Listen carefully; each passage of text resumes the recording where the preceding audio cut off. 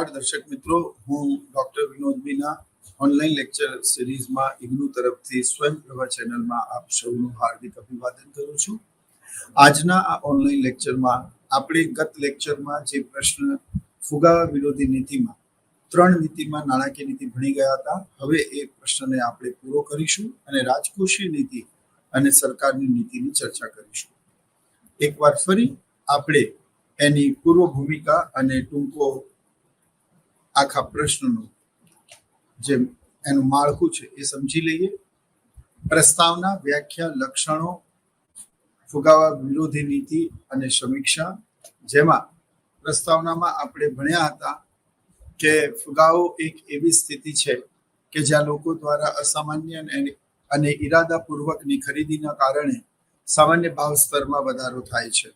કારણ કે લોકોને એવો ભય હોય છે કે આજે જે ભાવો છે કાલે ભાવો એના કરતા વધારે રહેશે, માટે લોકો વર્તમાનમાં વધારે ખરીદી કરે છે. ખરીદી વધતા માંગ વધે છે અને માંગ વધતા કિંમત વધે છે. તે જ રીતે જ્યારે ઘણા બધા પૈસા ખૂબ ઓછી વસ્તુઓનો પીછો કરે ત્યારે તે પ્રક્રિયાને ફુગાવા તરીકે ઓળખવામાં આવે છે. નાણાંના પુરવઠામાં વધારો થવાના કારણે નાણાંની ખરીદ શક્તિમાં ઘટાડો થવાની પ્રક્રિયાને ફુગાવા તરીકે ઓળખવામાં આવે છે. કોઈ પણ વસ્તુને ખરીદવાનું જે નાણાંનું મૂલ્ય છે તેને નાણાંની ખરીદ શક્તિ કહેવામાં આવે છે. એટલે કે જેમ મેં કહ્યું તેમ આ ઘડિયાળની કિંમત માનો 1000 રૂપિયા હોય તો 1000 રૂપિયા આ ઘડિયાળનું મૂલ્ય થયું અને 1000 રૂપિયા તે નાણાંની ખરીદ શક્તિ થઈ. 1000 બરાબર 1 ઘડિયાળ, એ રીતે નાણાંનું મૂલ્ય, એની ખરીદ શક્તિ એ દર્શાવવામાં આવે છે.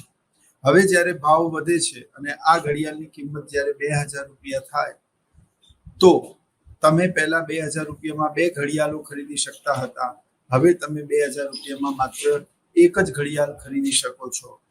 આમ જેમ ભાવ વધે છે તેમ નાણાંનું મૂલ્ય એટલે કે નાણાંની ખરીદ શક્તિમાં ઘટાડો થાય છે. તે પછી પૂર્ણ રોજગારીના સ્તર પર પહોંચ્યા બાદ માંગમાં થતો વધારો તે ફુગાવામાં પરિણમે છે. તો પૂર્ણ રોજગારીના સ્તર પર પહોંચ્યા બાદ માંગમાં થતો વધારો ફુગાવામાં પરિણમે છે. આ વ્યાખ્યા લોર્ડ મેનાર્ડ કેન્સે આપી અને તેમણે એવું કહ્યું કે અર્થતંત્રમાં ઉત્પાદનના 4 સાધનો, જમીન, મૂડી, શ્રમ, નિયોજક, ઉત્પાદનના આ 4 સાધનો તેની સંપૂર્ણ કક્ષાએ ઉત્પાદનની પ્રક્રિયામાં રોકાયેલા હોય અને ઉત્પાદનની પ્રક્રિયામાં તેઓ રોકાયેલા હોય. હવે 100% જમીન, 100% શ્રમ, 100% મૂડી, 100% નિયોજન શક્તિ ઉત્પાદનની પ્રક્રિયામાં રોકાયેલી છે અને 100% રોકાયેલી છે અને જો માંગ વધે તો હવે ઉત્પાદન વધારવાની કે પુરવઠો વધારવાની કોઈ જ શક્યતા કે સંભાવના છે નહીં. તો અર્થતંત્રમાં માંગમાં થતો વધારો એ સીધો ફુગાવામાં પરિણમે છે. જેમ કે 80% જમીન, 80% શ્રમ, 80% નિયોજન અને 80% મૂડી ઉત્પાદનની પ્રક્રિયામાં રોકાયેલી હોય અને 10% માંગ વધે તો આ 4 સાધનોની મદદથી 10% ઉત્પાદન ચીજ વસ્તુઓનું કરીને માનવીય જરૂરિયાતોને સંતોષી શકાય. તો માંગની સામે પુરવઠો પણ વધે તો ભાવો કાં તો સ્થિર રહે કાં તો બહુ નોંધપાત્ર રીતે ન વધે. પણ હવે ઉત્પાદનના સાધનો 90% આવી ગયા છે. માની લો કે તે પછી પણ માંગ વધે તો હજી પણ 10% શ્રમ, 10% મૂડી શ્રમ, 10% નિયોજન શક્તિ અને 10% જમીનનો ઉપયોગ કરી આપણે ઉત્પાદન વધારી શકીએ છીએ. તો ફરી માંગ વધી તો સામે પુરવઠો પણ વધ્યો તો સમતુલા સદાય. પરંતુ હવે અર્થતંત્ર 100% આવી ગયું છે. એટલે 100% મૂડી, 100% જમીન, 100% શ્રમ અને 100% નિયોજન શક્તિ ઉત્પાદનમાં રોકાયેલા છે. અને હવે જો માંગ વધે તો માંગ તો નાણાંનો પુરવઠો વધવાના કારણે કે વસ્તી વધવાના કારણે વધવાનો જ છે. તો માંગ તો વધશે જ. લોકોની આવક વધવાના કારણે માંગ વધશે, નવી શોધખોળ થવાના કારણે માંગ વધશે, માનવીનું ચંચળ અને અતૃપ્ત મન એ હંમેશા માંગમાં વધારો જન્માવશે. તો માંગ તો વધશે જ, પરંતુ જો એ વધેલી માંગ સામે પુરવઠો નહીં વધે તો ભાવો સીધે સીધા વધશે.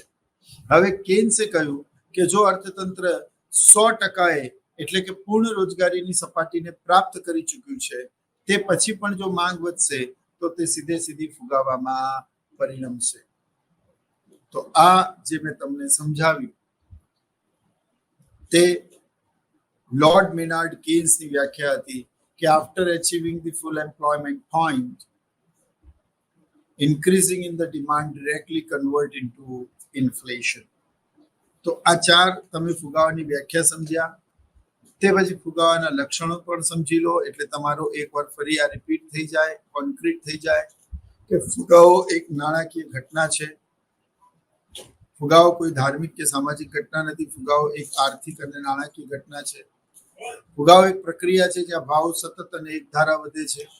ફુગાવામાં નાણાંનું મૂલ્ય એટલે કે નાણાંની ખરીદ શક્તિમાં ઘટાડો થાય છે. ફુગાવામાં નાણાંના પુરવઠામાં વધારો થતા ભાવ સપાટી વધે છે. પૂર્ણ રોજગારી પછી માંગમાં વધારો ફુગાવામાં પરિવર્તિત થાય છે અને ફુગાવામાં ખૂબ વધારે પડતું નાણું ઓછી વસ્તુઓનો પીછો કરે છે. આ ફુગાવાની વ્યાખ્યામાંથી ફલિત થતા શું છે મિત્રો? લક્ષણો છે. હવે આપણે ફુગાવા વિરોધી નીતિ સમજીએ. તો મિત્રો, આપણે ફુગાવા વિરોધી નીતિમાં નાણાકીય નીતિ ભણી ચૂક્યા છીએ. નાણાકીય નીતિને બે ભાગમાં વહેંચવામાં આવે છે. સૌથી પહેલા નાણાકીય નીતિની વ્યાખ્યા સમજીએ. નાણાંના પુરવઠામાં વધારો કે ઘટાડો કરવાની નીતિને નાણાકીય નીતિ કહેવાય છે. નાણાંના પુરવઠામાં વધારો ઘટાડો કરવાની નીતિને નાણાકીય નીતિ કહેવાય. The policy about to increase or to decrease the supply of money in the economy is known as monetary policy. બીજી વ્યાખ્યા હતી કે નાણાંના પુરવઠાને વ્યાજ દર પર અંકુશ અને નિયંત્રણની નીતિને નાણાકીય નીતિ કહેવાય છે. The policy about to control the rate of interest and supply of money in the economy is known as monetary policy. અને ત્રીજી વ્યાખ્યા હતી કે નાણાકીય નીતિ એક સાધન છે જેનો હેતુ દેશમાં આર્થિક વિકાસ કરવો, રોજગારીની તકોમાં વધારો કરવો અને હુંડિયામણ દરની સ્થિરતા જાળવવાનો છે. તો નાણાકીય નીતિ એક સાધન છે જેનો હેતુ દેશમાં નાણાંનો પુરવઠો, જે દેશમાં આર્થિક વિકાસના દરમાં વધારો કરવો, રોજગારીની તકોમાં વધારો કરવો અને આર્થિક સ્થિરતા જાળવવાનો છે. Monetary policy is an instrument having the objective of economic development, increasing employment opportunity, and maintain the stability in the economy. So these three are the definition of the monetary policy. હવે તમે સમજો કે નાણાંના પુરવઠામાં વધારો કે ઘટાડો કરવાના મધ્યસ્થ બેંક પાસે બે રસ્તા હોય, બે સાધનો હોય. એક પરિમાણાત્મક, ગુણાત્મક, જેને ઇંગ્લિશમાં ક્વોન્ટિટેટિવ અને ક્વોલિટેટિવ ટૂલ્સ કહેવાય. There are two tools to increase or decrease the supply of money or control the rate of interest in the economy.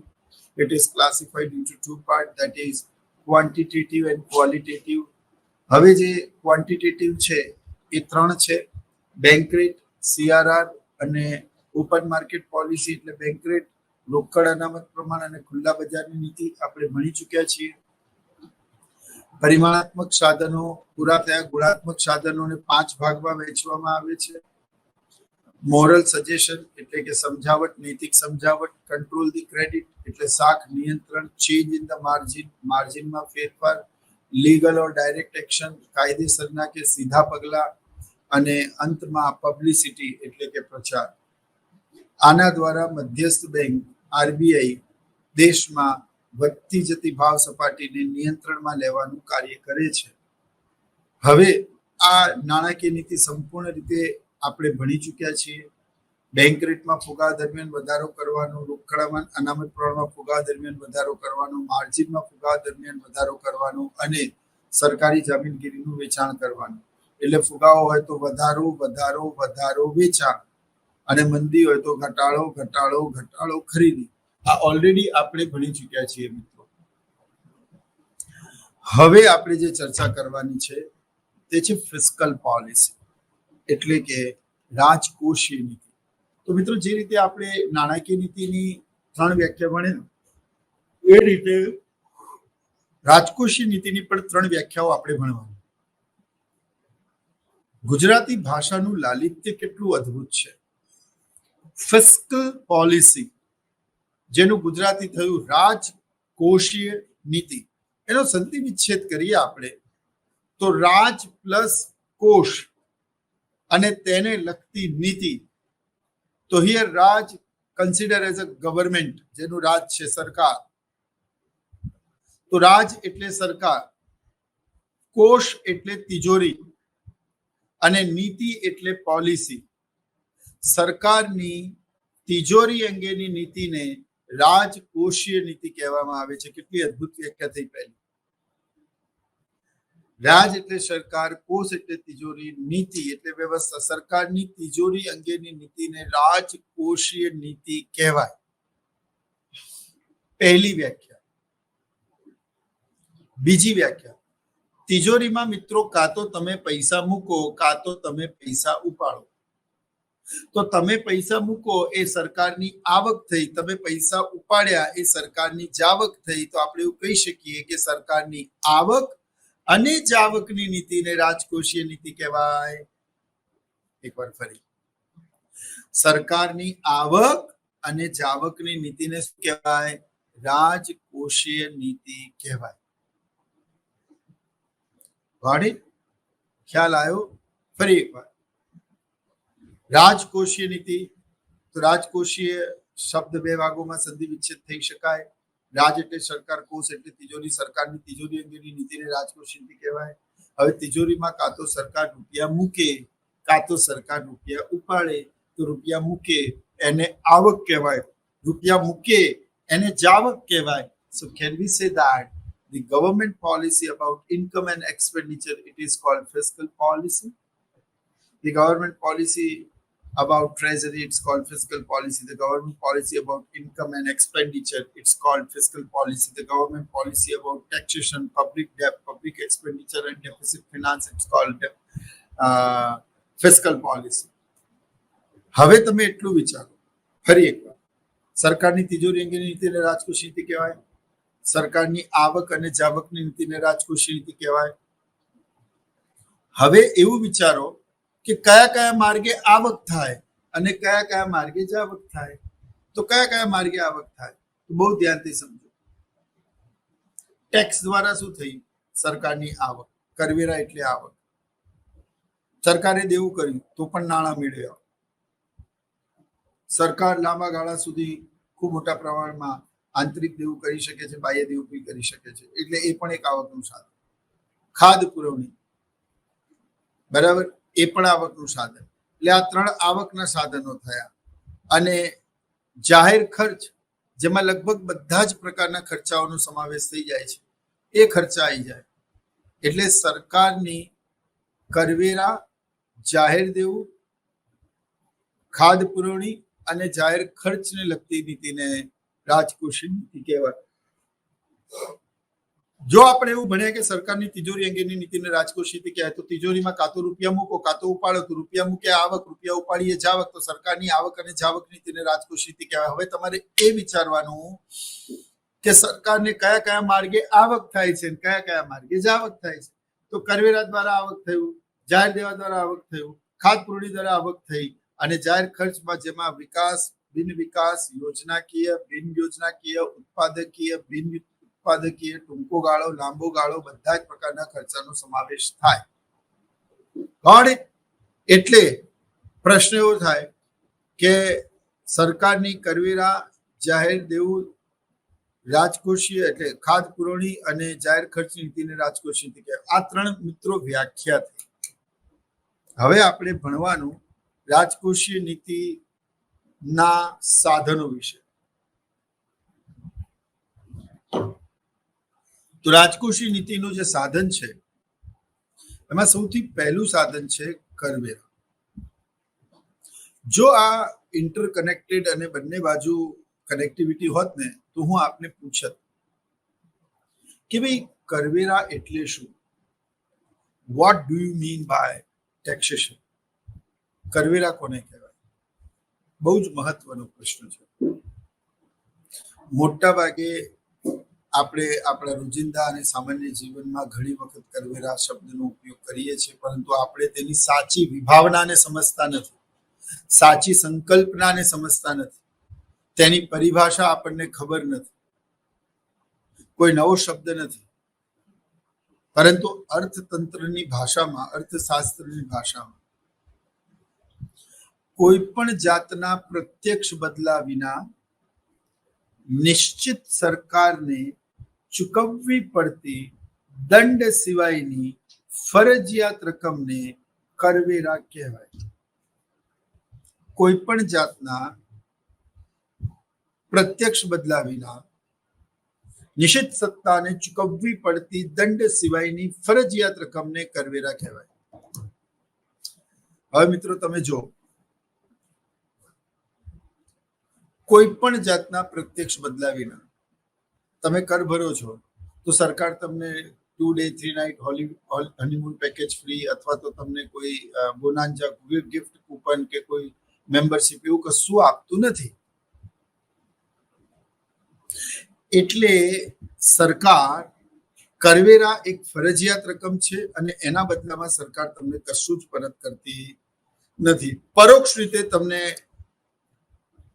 બધી જ પ્રકારની infrastructural facilities including electricity, water facilities, road, bridges, railway, aviation, security, defence, these all are the I mean to say admin or amenities or facilities provided by the government, street lights and all. But directly government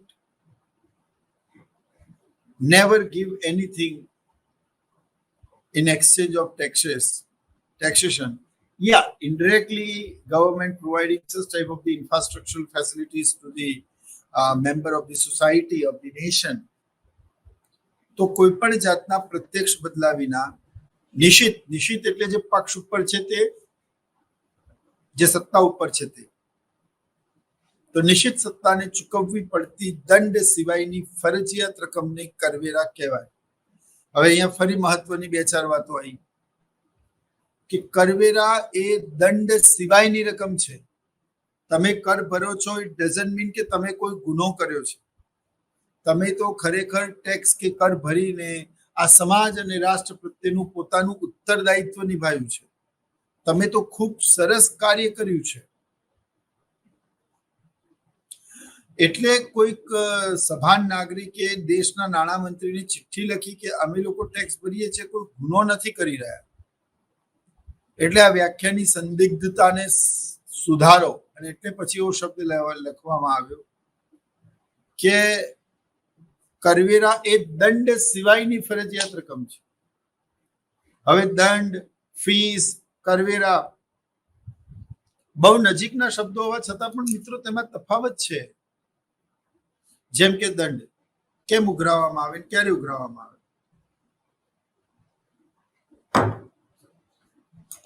તો દંડ કોઈ પણ ગુનાહ બદલ અથવા સરકારી નિયમોના ભંગ બદલ ઉઘરાવવામાં આવતી સરકાર દ્વારાની રકમ છે. Say for example, if you are violating the traffic rules, then whatever the memo provide to you against the violence of the traffic rules and you forced to pay that, it is called penalty. એ દંડ છે. તમે કોલેજની fees ભરો એ દંડ નથી, પણ તમે fees ભરવામાં લેટ થઈ ગયા, તમે જે લેટ ફીસ 100 રૂપિયા, 200 કે 500 રૂપિયા એક્સ્ટ્રા ભર્યા, ઇટ ઇઝ કોલ્ડ પેનલ્ટી. તો ફીસમાં અને પેનલ્ટીમાં ફરક છે. તમે કોલેજમાં ભણો છો, ફીસ થઈ, પણ કોલેજની ફીસ ભરવામાં મોડું થયું ને એના કારણે જે એક્સ્ટ્રા પૈસા ભરવા પડ્યા, it is called penalty. Got it? તો કરવેરા એ કોઈ ગુના બદલની રકમ નથી. ઉલટાનું કરવેરા ચૂકવીને કોઈ વ્યક્તિ દેશના આર્થિક વિકાસમાં પોતાનો શું આપી રહ્યો છે? ફાળો આપી રહ્યો છે. It's very good. It's absolutely correct. એટલે કરવેરા કોઈ પણ જાતના પ્રત્યક્ષ બદલા વિના નિશ્ચિત એટલે જે પક્ષ ઉપર છે તેને ચૂકવવી પડતી દંડ સિવાયની ફરજિયાત રકમ. હવે છેલ્લો શબ્દ ફરજિયાત. તો કર ભરવો એ કમ્પલસરી છે. એ વાત ઓર છે કે આપણે કરની ચોરી કરીએ છીએ, વાસ્તવિક આવક ઓછી દર્શાવીએ છીએ, પણ it's a prohibited and it's a punishable offense. Are you getting what I am saying? તો કરવેરા શું છે? ભરવા એ ફરજિયાત છે, કમ્પલસરી છે. એટલે આ કરવેરાના લક્ષણો થાય.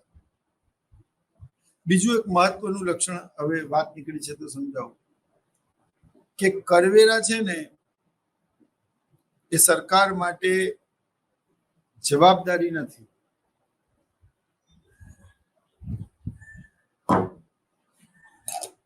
એટલે દેવું કરીને સરકારે તો એ પૈસા પરત ચૂકવવાના છે, પરંતુ કરવેરા લીધા પછી સરકારે પરત ચૂકવવાના નથી.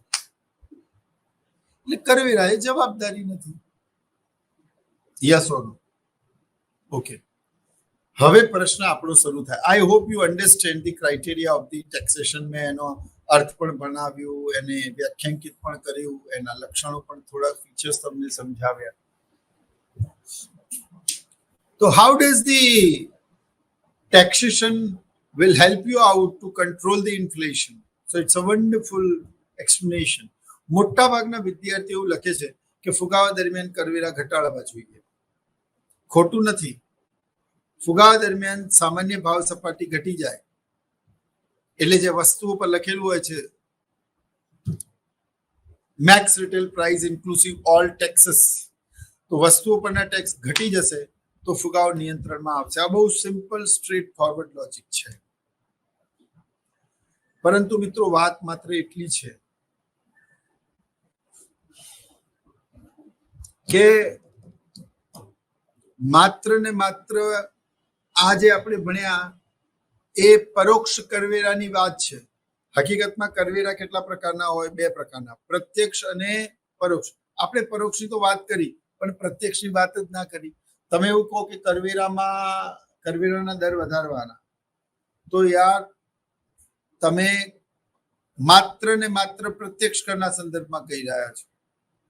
ફુગાવા દરમિયાન કરવેરાના દરમાં ઘટાડો કરીને મોંઘવારીને અંકુશમાં લઈ શકાય. તો પછી જો તમે આવું કહી રહ્યા છો કે ફુગાવા દરમિયાન નાણાંનો પુરવઠો ઘટાડવા માટે, લોકો પાસેની આવક ઘટાડવા માટે સરકાર લોકો પર ટેક્સ નાખશે, યસ ઓર નો? તો પ્રશ્ન એવો થાય મિત્રો કે ફુગાવામાં કરવેરાની પ્રત્યક્ષ અને પરોક્ષ બંને બાજુની અસરોને તપાસવી પડે. સી, સરળ અને આસાન તો દરેક કરે છે. Winners always do a different thing in a difficulties in facing by all, એ ચોક્કસ રસ્તો કાઢે છે. તો મિત્રો કરવેરાના બે પ્રકારો, પ્રત્યક્ષ અને પરોક્ષ. તમારે બંનેની સમજૂતી અલગ લખવી પડે. સૌથી પહેલા કરવેરાની વ્યાખ્યા આપવી પડે. કોઈ પણ જાતના પ્રત્યક્ષ કે પરોક્ષ બદલા વિના નિશ્ચિત સત્તાને ચૂકવવી પડતી દંડ સિવાયની ફરજિયાત રકમને કરવેરા કહેવાય. ગણિત. અચ્છા, હવે તમે કરવેરાના બે ભાગોની ચર્ચા કરો. એમાં ડાયરેક્ટ એન્ડ ઇનડાયરેક્ટ, એટલે કે પ્રત્યક્ષ કરવેરા અને પરોક્ષ કરવેરા. તો પ્રત્યક્ષ કરવેરા કોને કહેવાય? આ તમે એવું સમજો છો કે પ્રત્યક્ષ એટલે સીધા. સી, જે કરનો બોજો અન્ય કોઈ વ્યક્તિ ઉપર ખસેડી શકાય નહીં. જે વ્યક્તિને આની જવાબદારી આપી છે તે વ્યક્તિ જેના પર આ કરનો બોજો પડે છે એ વ્યક્તિ જ જઈને કર ભરે, એને પ્રત્યક્ષ કરવેરા કહેવાય. You cannot shift the burden of the tax on the other person. When you cannot shift the burden of the tax on the other person, it is called direct tax. And if you can shift the burden of the tax on the other person, it is called indirect tax. હવે તમે સમજો કે direct tax કોને કહેવાય અને indirect tax કોને કહેવાય. સામાન્ય રીતે વ્યક્તિની આવક, ધંધા, સંપત્તિ, વ્યવસાયમાંથી થતી આવક, એના ઉપર શું લાગે છે?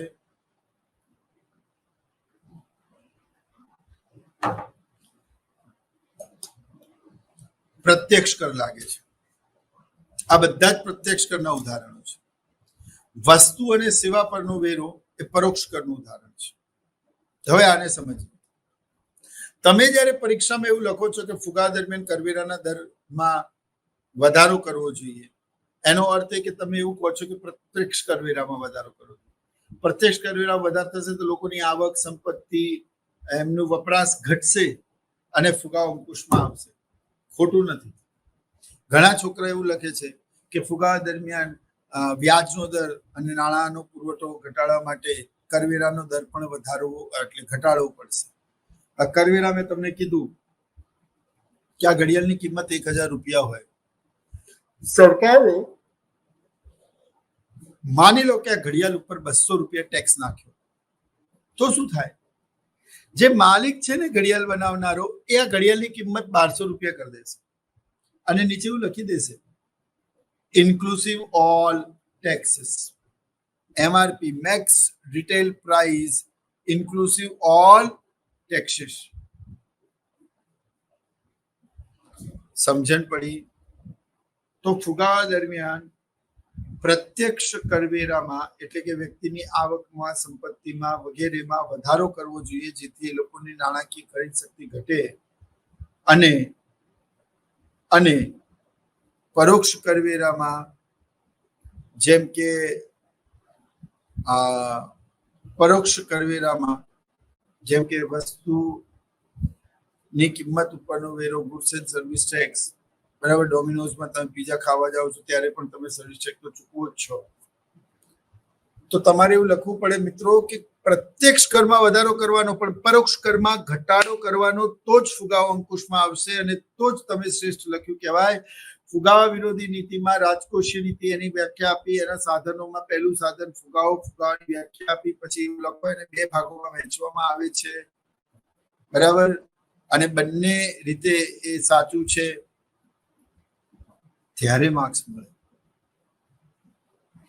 તો પાસ થવું અને સારા માર્ક્સે પાસ થવું એમાં બહુ જ ભેદ હોય છે.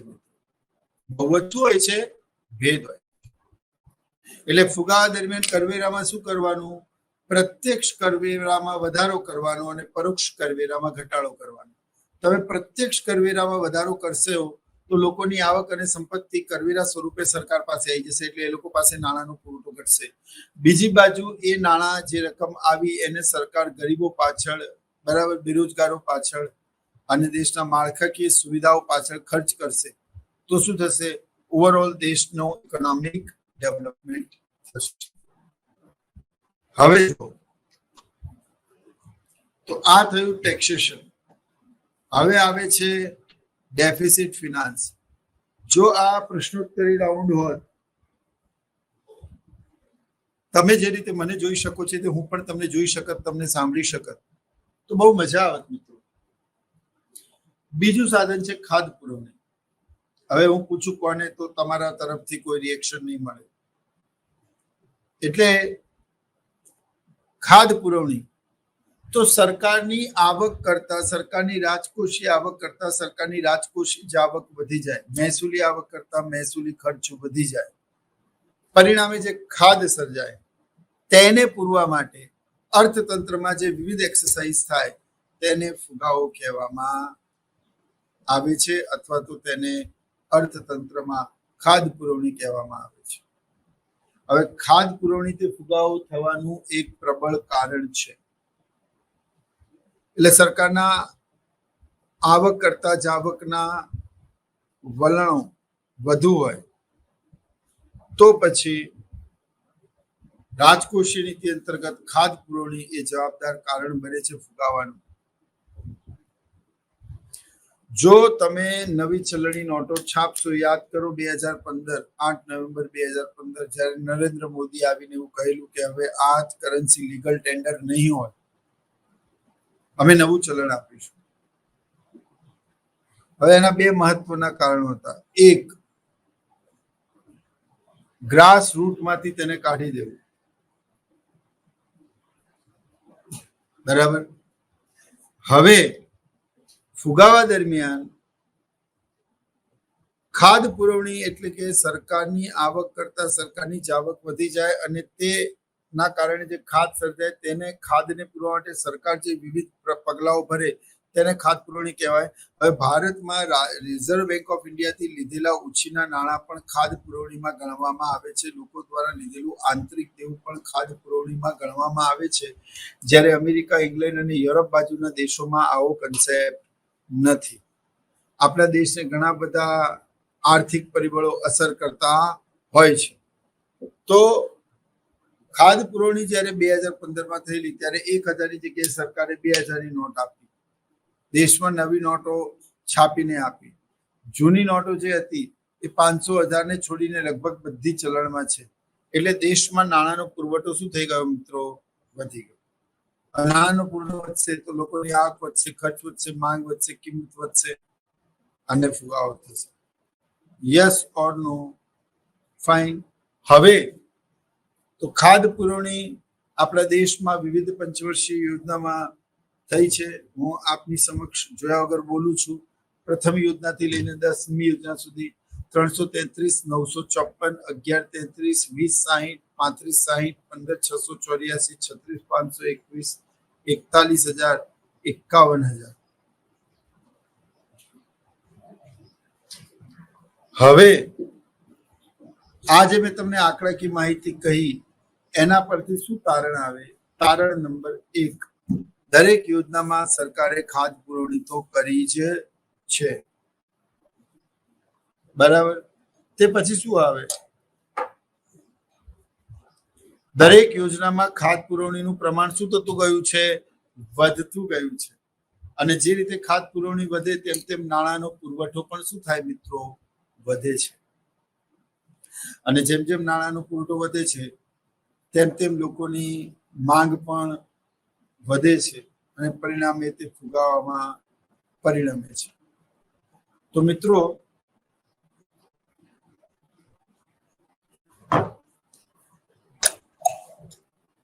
ન કેવલ દરેક યોજનામાં ખાદ પુરવણી થઈ છે પણ તે ખાદ પુરવણી દિવસે ને દિવસે વધતી ગઈ છે.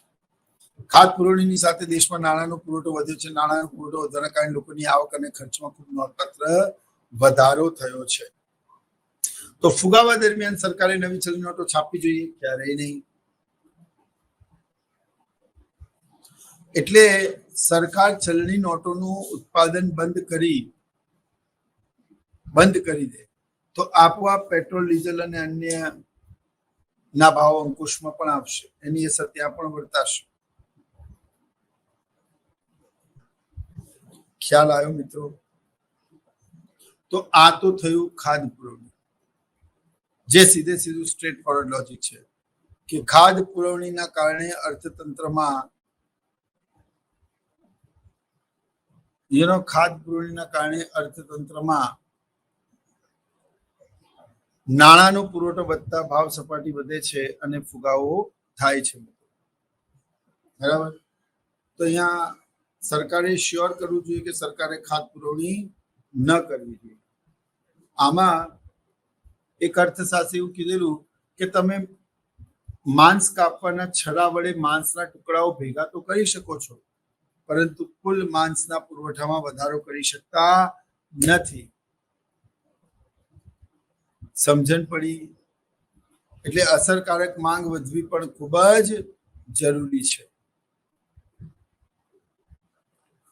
હવે જો 333, 954, 1133, 2060, 3560, 36 524, 1584, પછી 36 521, 41000, 51000, 94000. આ ખાદ પુરવણી કરોડમાં છે. એના વિવિધ આંકડાઓ છે.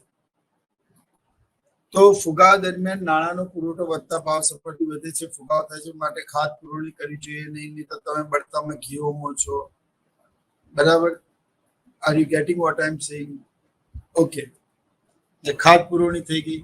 તે પછી આવે છે જાહેર ખર્ચ. કોને કહેવાય મને કહો.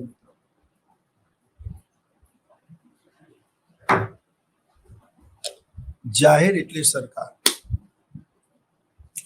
Public means government here. હવે જાહેર ખર્ચ, તો જાહેર ખર્ચમાં સરકાર જેમ જેમ ખર્ચ કરે છે તેમ તેમ દેશમાં નાણાંનો પુરવઠો વધે છે. નાણાંનો પુરવઠો વધતા લોકોની આવક વધે છે. આવક વધતા ખર્ચ વધે છે. ખર્ચ વધતા માંગ વધે છે. માંગ વધતા કિંમત વધે છે. તો સરકાર જેટલું પણ ડેવલપમેન્ટલ, નોન ડેવલપમેન્ટલ કોઈ પણ પ્રકારનું ખર્ચ કરશે તેની સામે કોઈક ને કોઈક નાણાં ચૂકવવા પડશે. જે વ્યક્તિને તે નાણાં મળશે તે પોતાની વિવિધ જરૂરિયાતો સંતોષવા પાછળ ખર્ચ કરશે અને આ પ્રમાણે અર્થતંત્રમાં ભાવો સતત શું થતા જશે? વધતા જશે.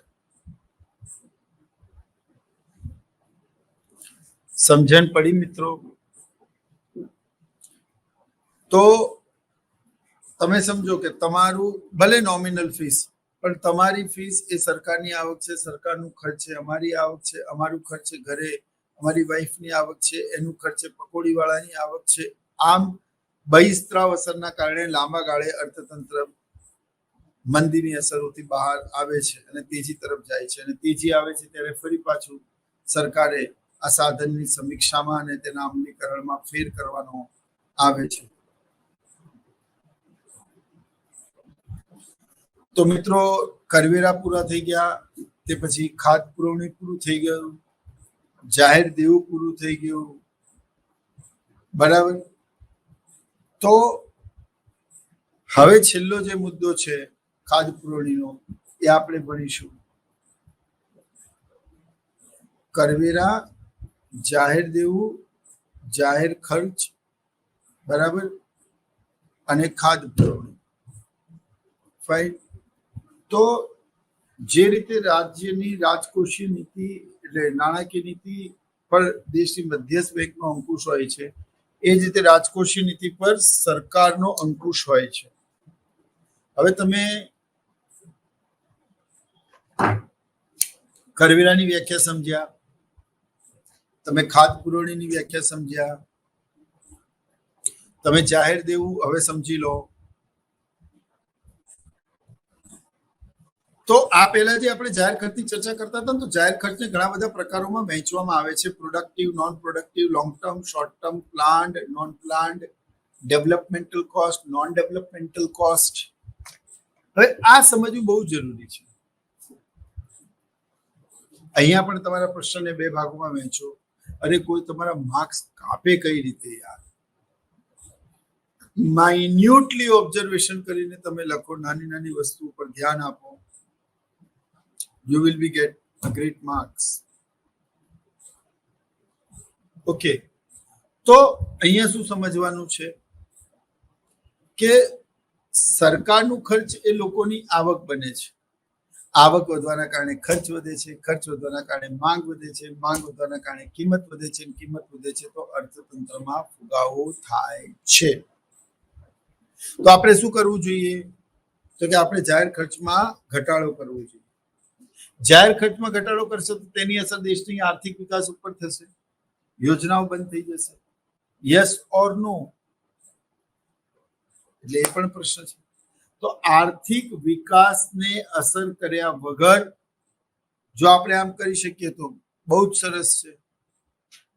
યસ ઓર નો? તો જાહેર ખર્ચ પણ કેવું થવું જોઈએ? ઉત્પાદકીય, યોજનાકીય અને પ્રોડક્ટિવ.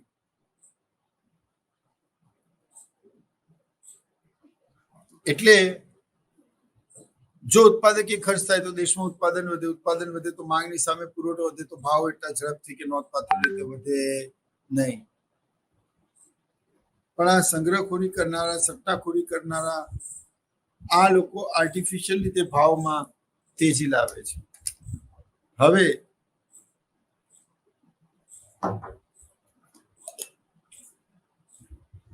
યોજનાકીય, જે ખર્ચનું પહેલાથી પ્લાનિંગ કરેલું હોય, જે પહેલાથી નક્કી હોય કે અમે મનરેગા યોજના પાછળ આટલા ખર્ચીશું, જનધન યોજના પાછળ આટલા ખર્ચીશું, પ્રધાનમંત્રી સડક યોજના પાછળ ખર્ચીશું, અગ્નિવીર અને આર્મીની આ તમામ પ્રકારની સુવિધાઓ પાછળ અમે આટલો ખર્ચ કરીશું. It is planned expenditure. પણ ગુજરાતમાં પૂર આવી જાય અત્યારે જેવી પરિસ્થિતિ છે કે કોઈ રાજ્યમાં લેન્ડસ્લાઇડ થવાના કારણે હજારો લોકો મરી ગયા, તો આવા સમય પર યાદ હોય તો પ્રધાનમંત્રી હેલિકોપ્ટર્સ દ્વારા એનો સોદો અને તેનું તમામ પ્રકારનું ચિત્ર મેળવે છે અને જરૂર જણાય એમને શું કરે છે, રાજ્યોને મદદ કરે છે. હવે એમની પાસે જે ફંડ આવે છે એનો તે જે નુકસાન થયું એની ભરપાઈ કરવામાં અને બાકીનું ફંડ એ ઉત્પાદન પ્રક્રિયાને વધારવા માટે લગાડવામાં આવે છે. એટલે અર્થતંત્રમાં જો ઉત્પાદનની પ્રક્રિયા વધશે તો પુરવઠો વધશે તો ભાવ વધશે, એટલે ભાવ ઘટશે. એટલે અર્થતંત્રમાં સરકારે પ્રોડક્ટિવ ખર્ચ કરવું જોઈએ, પ્લાન્ટ એટલે કે યોજનાકીય ખર્ચ કરવું જોઈએ, અને ત્રીજું એ નહીં ભૂલવાનું કે સરકારની નું ખર્ચ એ આપણી આવક છે. એટલે હંમેશા પોતાના પૈસા બચાવવાના શું કરે છે, પ્રયત્ન કરે છે. એવું દરેક લોકો કરે છે ને એમાં કશું ખોટું નથી. પણ જેમ કે સરકારે અમારા સરકારી કર્મચારીઓની માની લો કે ટીએડીએ વધારી દીધું, મોંઘવારીની સામે ડીએનએસ એલાઉન્સ પણ વધારી દીધું. હવે મને 25,000ની જગ્યાએ 17,000ની જગ્યાએ મને માની લો કે 25,000 મળી રહ્યા છે, તો મારી આવક શું થઈ ગઈ, વધી. આ આવકનો શું કરવાનો, ખર્ચ કરવાનો. ખર્ચ વધશે તો માંગ વધશે, માંગ વધશે તો કિંમત વધશે, કિંમત વધશે તો ફુગાવો થશે. કેન્સે બહુ famous statement the general theory નામના પોતાના પુસ્તકમાં આપી હતી, અને તેમાં એવું કહેલું કે કેન્સે એવું કહેલું કે 1929માં જે મહામંદીનો દોર ચાલ્યો એને સોર્ટ આઉટ કરવામાં જ્યારે નાણાકીય નીતિ પણ નિષ્ફળ નીવડી અને વિશ્વમાં બધી જ બાજુ હતાશા અને નિરાશાનું વાતાવરણ સર્જાયું, ત્યારે કેન્સે રસ્તો બતાવ્યો કે પરોક્ષ કરવેરાનું પ્રમાણ વધારવું પડશે. તો બધા કે તો એમણે એવું કીધું કે ભારત જેવા દેશમાં તો કોઈ પણ પ્રકારની કુદરતી હોનારત છાસવારે સર્જાતી હોય છે. એટલે વાત એમ છે કે ફુગાવા દરમિયાન પ્રોડક્ટિવ ખર્ચ વધવું જોઈએ. છાસવારે ઘટના સર્જાય, કુદરતી હોનારત આવે તો બધી જ ફસલો, બધા જ ક્રોપને નુકસાન થાય, તો ખાદ્યાન્ય ચીજ વસ્તુની અછત સર્જાતા એનો ભાવ વધે. પણ તે અછતની સામે પુરવઠો, માંગ વધી છે તેની સામે પુરવઠો પણ વધારો તો ભાવ નોંધપાત્ર રીતે વધતા નથી મિત્રો. બરાબર છે. એટલે અર્થતંત્રમાં ફુગાવા વિરોધી નીતિમાં આપણે ખાદ્ય પુરવણી પણ ભણી ગયા આંકડાકીય માહિતી સાથે. હું ફરીથી બોલી દઉં છું, સરકારની તિજોરી અંગેની નીતિને રાજકોષ નીતિ કહેવાય, સરકારની આવક અને જાવક નીતિને રાજકોષ નીતિ કહેવાય, સરકારની કરવેરા, જાહેર દેવું, જાહેર ખર્ચ અને જાહેર ખર્ચ, કરવેરા અને ખાદ્ય પુરવણીની નીતિને રાજકોષીય નીતિ કહે છે. રાજકોષીય નીતિ ના પ્રમુખ સાધનોમાં સૌથી પહેલા કરવેરા, કોઈ પણ જાતના પ્રત્યક્ષ કે પરોક્ષ બદલા વિના નિશ્ચિત સત્તાને ચૂકવવી પડતી દંડ સિવાયની ફરજિયાત રકમને કરવેરા કહેવાય. બરાબર. બીજું, કરવેરાના કેટલા પ્રકારો, તો કે 2 પ્રકારો. કયા? પ્રત્યક્ષ અને પરોક્ષ. પ્રત્યક્ષ કરવેરા જે સંપત્તિ ઉપર નાખવામાં આવે છે, જે સંપત્તિ પર નાખવામાં આવે. હવે તમે લોકોની આવક ઉપર, સંપત્તિ ઉપર, ધન ઉપર ટેક્સ નાખશો તો ઓટોમેટિક એ લોકોની આવક ઘટી જશે, અને આવક ઘટશે તો માંગ ઘટશે, માંગ ઘટશે તો કિંમત ઘટશે, કિંમત ઘટશે તો ફુગાવો અંકુશમાં આવશે.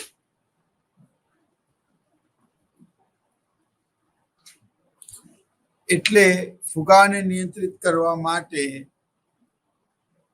તમારે ચોક્કસ એડમિન પોલિસીનો ઉપયોગ કરવો પડશે. બરાબર. તો ખાદ્ય પુરવણી થઈ ગયું, કરવેરા થઈ ગયું, જાહેર દેવું થઈ ગયું, જાહેર ખર્ચ થઈ ગયું. જાહેર દેવું હવે જો સરકાર પોતાના આવકના એક સાધન તરીકે જાહેર દેવાની એક્સરસાઇઝ સમયાંતરે કરતી હોય છે. ઘણી વખત સરકાર પાસે નાણાંની અછત થઈ જાય છે ત્યારે તે લોકો પાસે નાણું મેળવે છે, અને લોકો પાસે જે નાણું મેળવે છે એને આંતરિક દેવું કહેવાય છે. અને વિદેશના નાગરિકો પાસેથી જો સરકાર દેવું મેળવે તો તેને બાહ્ય દેવું કહેવામાં આવે છે. હવે જો આની વચ્ચે પણ તાત્વિક ભેદરેખા શું છે? The labour force available within the territory of the nation, બરાબર, and in abroad the person should not be without Aadhaar card. Got it? તો વાત એવી છે છોકરાઓ કે અર્થતંત્રમાં જાહેર દેવું બે પ્રકારનું હોય, આંતરિક અને બાહ્ય. ભારત સરકાર દિલ્હીમાં આવેલી આપણી IMF ની ઓફિસ હોય, વર્લ્ડ બેંકની ઓફિસ હોય, ત્યાંથી માનો કે એ ડેટા કઢાવે. હવે ફુગાવા વિરોધી નીતિ તો બહુ જ સરળ છે, પણ એના ડેટા થોડાક અઘરા છે. તમારે લેટેસ્ટ ડેટા લઈને એડ કરવા પડશે. એટલે થાય શું કે ફુગાવા દરમિયાન સરકાર આંતરિક દેવું કરે તો લોકો પાસે નાણાંનો પુરવઠો ઘટે, એ લોકોની ખરીદ શક્તિ ઘટે, પરિણામે તે ઓછું ખર્ચ કરે, પરિણામે માંગ ઘટે, પરિણામે કિંમત ઘટે અને ફુગાવો પણ અંકુશમાં આવે.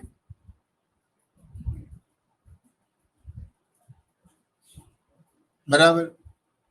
જો ફુગાવા દરમિયાન સરકાર બાહ્ય દેવું કરે તો શું થાય? માનો તમારા દેશમાં 1000 કરોડ રૂપિયા છે, તમે 300 કરોડ અમેરિકા પાસેથી લીધા, તો તમારા દેશમાં નાણાંનો પુરવઠો વધ્યો નહીં. નાણાંનો પુરવઠો વધશે એટલે આવક વધશે, આવક વધતા ખર્ચ વધશે, ખર્ચ વધતા માંગ વધશે, માંગ વધતા કિંમત વધશે, કિંમત વધતા અર્થતંત્રમાં ફુગાવો અંકુશમાં આવશે.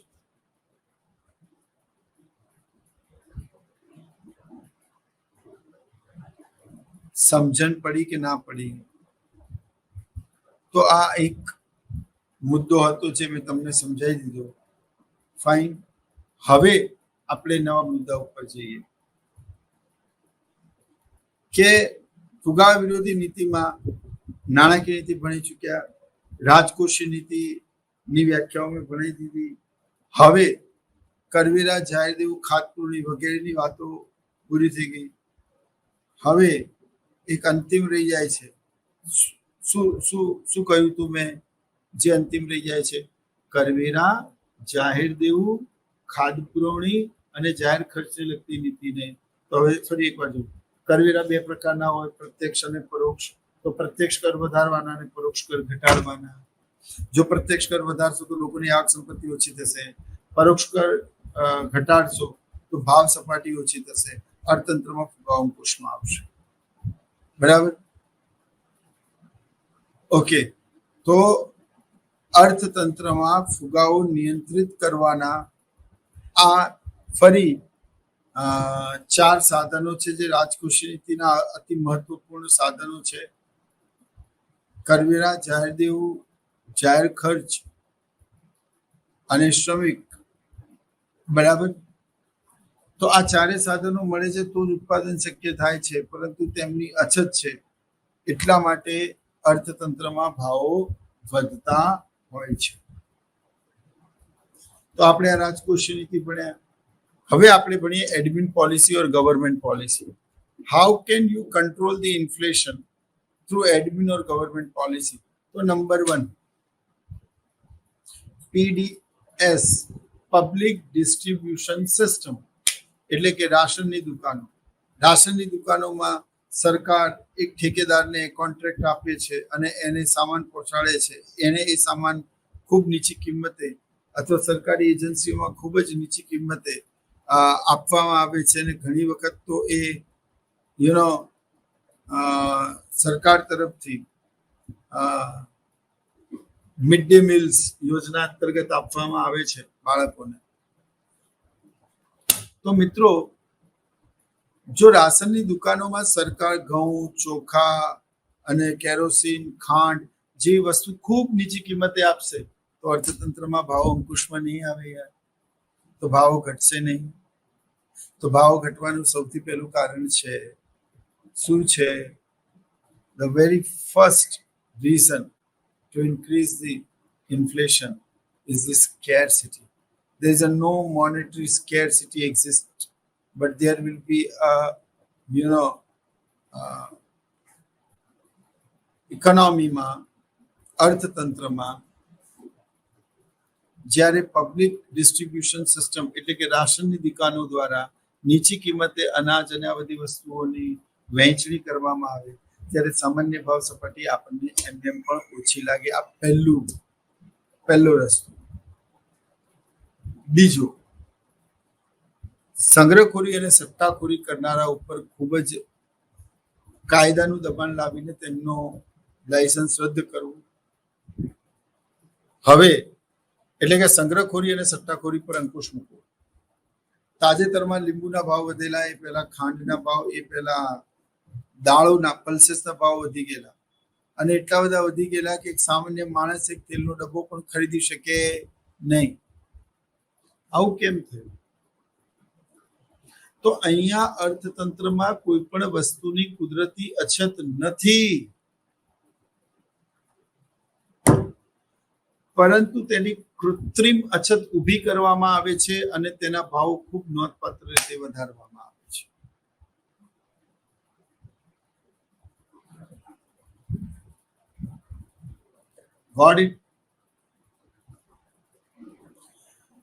જેમ કે ડુંગળીના ભાવ, એનો સંગ્રહ કરવામાં. હવે અર્થતંત્રમાં જ્યારે એક વખત ઉત્પાદન થઈ ગયું, એ બજારમાં આવી ગયું, હવે એનો પુરવઠો, એની નવી ખેપ આવતા વર્ષે આવશે, આવું સંગ્રહખોરોને ખબર છે. સાથે એ લોકોને એ પણ ખબર છે કે અમીરોની રેસિપીમાં ડુંગળી વગર તડકો લાગશે નહીં.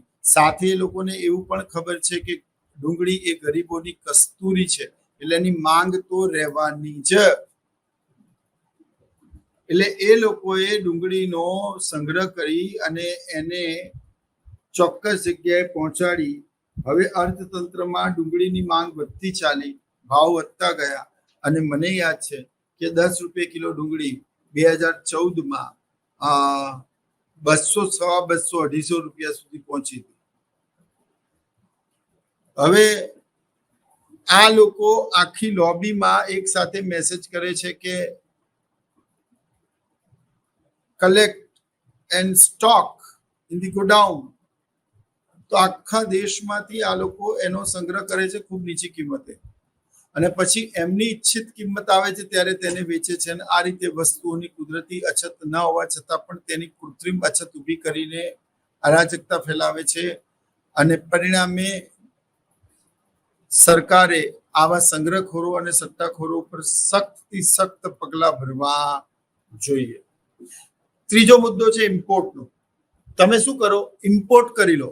જેમ કે ભારત અને બાંગ્લાદેશનું ક્લાઇમેટિક ઝોન અને environment proximately are the same because we are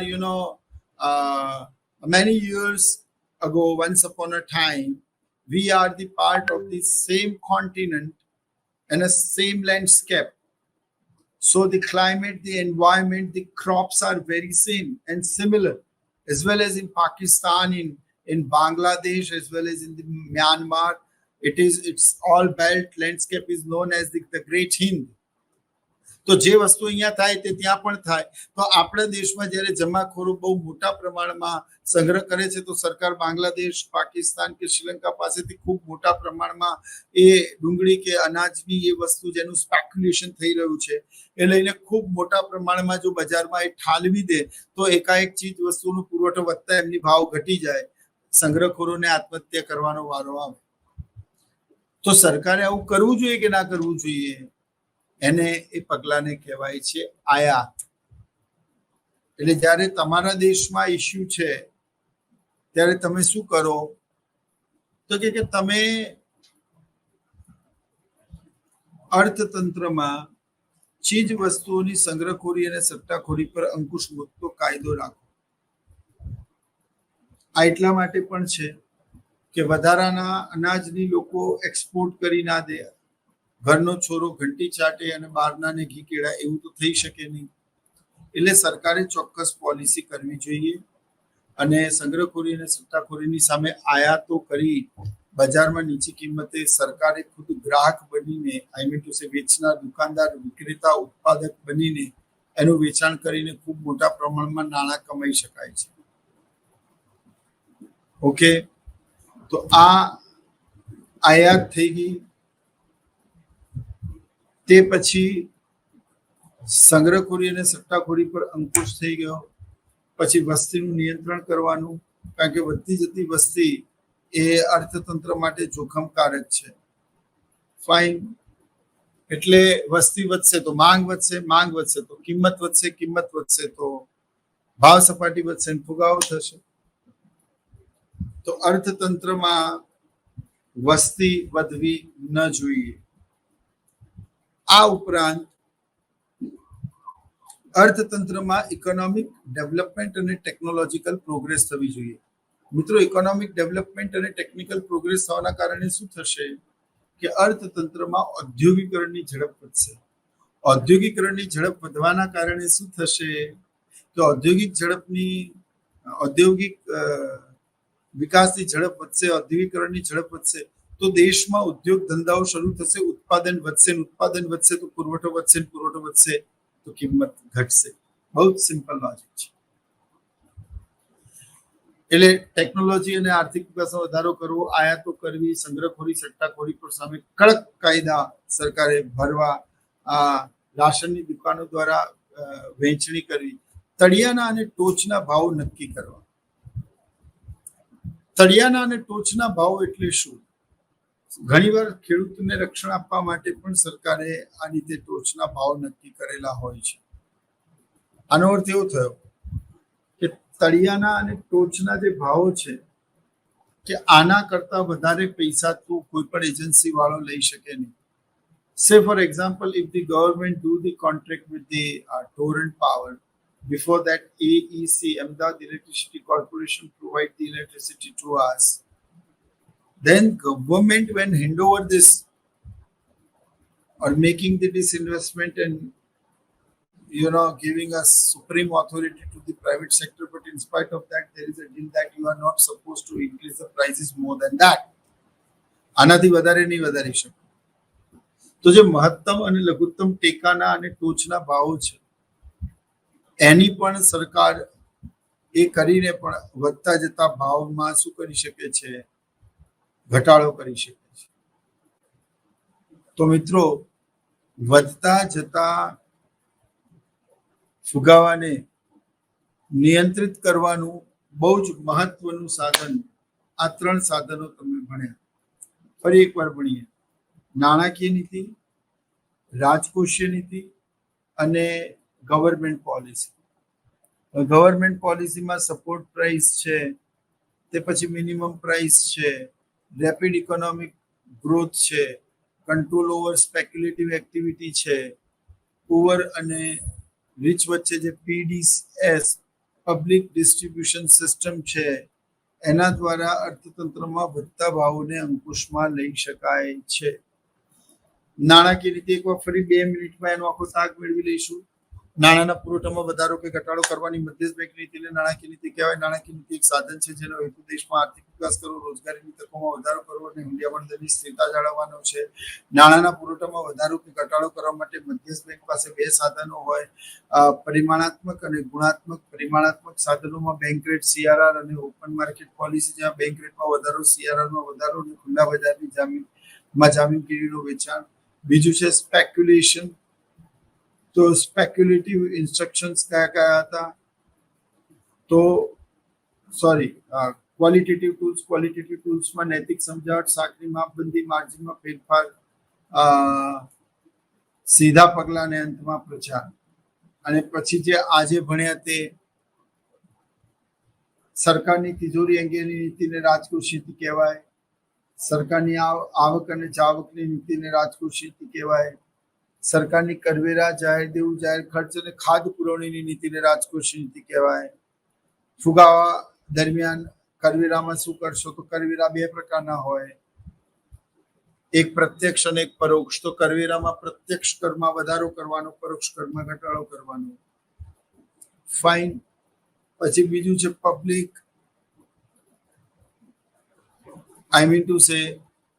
બીજું પગલું છે ડેફિસિટ ફિનાન્સ. તો સરકારની આવક કરતાં સરકારની જાક વધી જાય. પછી એક આ ખાદ્યને પૂરવા માટે સરકાર એવા પગલાઓનો આશ્રય લે જેથી દેશમાં નાણાંનું પુરવઠો વધે તો તેને ખાદ્ય પુરવણી કહેવાય. ફુગાવા દરમિયાન ખાદ્ય પુરવણીમાં ઘટાડો કરવાનો છે. તે પછી છે પબ્લિક એક્સપેન્ડિચર. તો સરકારનું ખર્ચ લોકોની આવક બને છે માટે સરકારે ખર્ચમાં ઘટાડો કરવાનો. જાહેર દેવામાં આંતરિક દેવું કરવાનું, બાહ્ય દેવું નહીં કરવાનું. અને એ પછી છે અન્ય પગલાઓ. તો મિત્રો, આ તમારી ફુગાવા વિરોધી નીતિ થઈ. ખૂબ સરસ મજાનો લેક્ચર તમે ભણ્યા અને હવે અહીંયા ફુગાવાનું આ ચેપ્ટર પૂર્ણ થાય છે. I hope you all enjoying the lecture in a great manner. આપણે આ જ રીતે ઓનલાઈન લેક્ચરના સ્વયંપ્રભા ચેનલના ઇગ્નુના માધ્યમથી આપણે ભણતા રહીશું. ત્યાં સુધી આપ બધાને જ આ બધા પાસેથી હું વિદાય લઉં છું. જય Hind, and we will meet soon in the next online lecture series. Namaskar.